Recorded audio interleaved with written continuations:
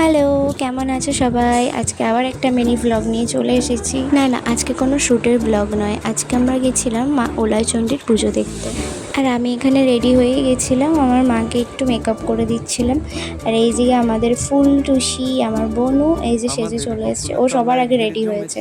আর আমাদের না বেরোতে অনেকটা লেট হয়ে গেছিলো, আর সেদিনকে প্রচণ্ড গরম ছিল এই দুপুরবেলাতে, ওই কারণেই আরও লেটটা হয়েছিল। তারপরে শেষমেশ রেডি হয়ে বেরিয়ে পড়েছিলাম। বাইরে এত গরম, মানে যা মেকআপ করেছি তা কিছুই ছিল না, পুরো গলে একদম জল।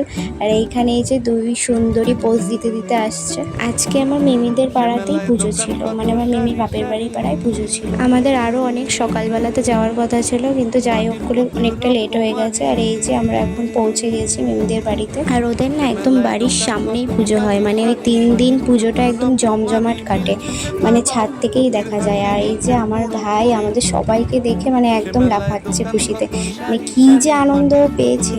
আর তারপরে গরমে গিয়েই আমার সব থেকে পছন্দের ফ্রুটি। আর আমার মতো কে কে ফ্রুটি খেতে ভালোবাসো কমেন্টে অবশ্যই জানাবে কিন্তু।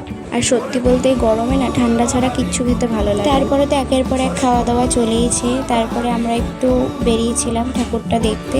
আর এই যে মায়ের মন্দির, আমরা তো আসতে লেট করেছি তাই আর পুজোটা দেখতে পাইনি। পুজোটা হয়ে গেছে দুপুরেই, এখন ওই টুকটাক প্রসাদ দেওয়া হচ্ছে। আর আমি যেখানেই যাই না কেন ফুচকা ছাড়া আমার চলে না।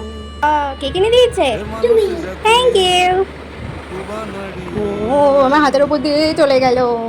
আর সেদিন গরমটা ছিল ঠিকই, কিন্তু বিকালটা না খুব সুন্দর ছিল, বেশ হাওয়া দিচ্ছিল। আর যে গাছটা দেখতে পাচ্ছ এটা কৃষ্ণচূড়া গাছ, ওদের ছাদের এই জায়গাটা আমার ভীষণ পছন্দ।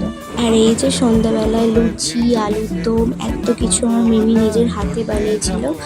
আজকে দুপুর থেকে বিকালটা সত্যি ভীষণ ভালো কেটেছে, আমরা প্রচুর মজা করেছি।